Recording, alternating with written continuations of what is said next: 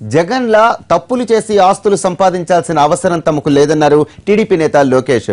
ఆస్తులపై చర్చకు ఇప్పటికీ సిద్ధమే అని ప్రకటించారు. ఎమ్మెల్సీగా వస్తున్నందుకు భరించలేకే తనపై దుష్ప్రచారం చేస్తున్నారని లోకేష్ మండిపడ్డారు.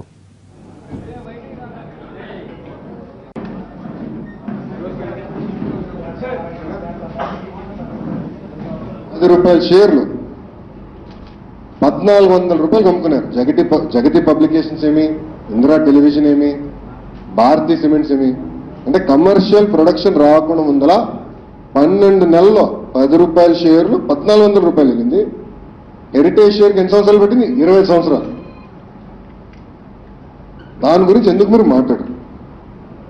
రెండోది, జగన్మోహన్ రెడ్డి గారి తండ్రి రాజశేఖర రెడ్డి గారు ముఖ్యమంత్రిగా 6 సంవత్సరాలు ఉన్నారు ఆంధ్ర రాష్ట్రం. ఆంధ్ర ప్రజలు దేవల మా కుటుంబం దాదాపు 20 సంవత్సరాలు ఆంధ్ర రాష్ట్రాన్ని పరిపాలిస్తాం జరిగింది. కానీ ఏనాడైనా, నేను ఇక్కడ ఒకటే అడగదలుచుకున్నాను, ఏనాడైనా నా పైన ఒక ఆరోపణ వచ్చిందా? గతంలో 2014 ముందల ఏనాడైనా నా పైన ఆరోపణ వచ్చిందా అని అడుగు, రాలేదు. ఎందుకు ఈరోజు కావాలని నా పైన బురద జల్లుతున్నారు?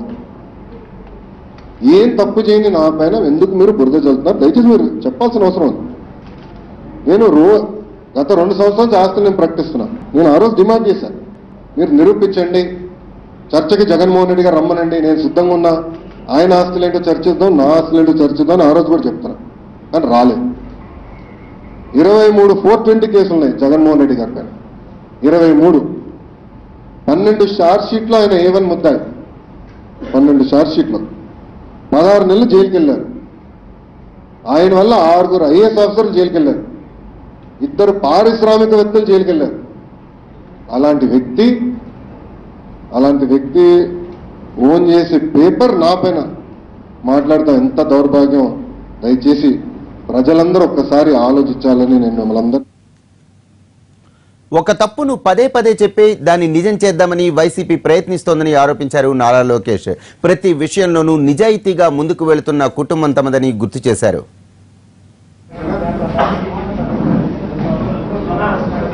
ఆయన కదా మెజారిటీ షేర్ హోల్డర్. వాళ్ళ స్ట్రాటజీ ఏంటంటే నేను చెప్పాలి మీకు, ఈ రోజు రాస్తారు, రేపు ప్రెస్ కాన్ఫరెన్స్ పెడతారు. కావాలని దుష్ప్రచారం పేపర్ చేసినప్పుడు ఆ పేపర్ ఓనర్ ఎవరు? జగన్మోహన్ రెడ్డి గారు. ఆయన ఎవరు? President of YSRCP. అంటే ఆయనే రాయిపించినట్టే కదా ఇది. అది నేను ఎట్టుగో వాళ్ళ పైన కేసు వేయాలో వేయకూడదు అది నేను డిసైడ్ చేస్తా. కానీ నేను కేసు గురించి కన్నా ప్రజలు నేను వివరణ ఇస్తున్నాను. అంటే ఎట్లా అబద్ధాలు చెప్తున్నారు, ఒక తప్పుని పదే పదే 100 సార్లు చెప్పి నిజంగా ఎట్లా మార్చాలని ప్రయత్నిస్తారు. ప్రజలకు నేను సమాధానం చెప్తాను.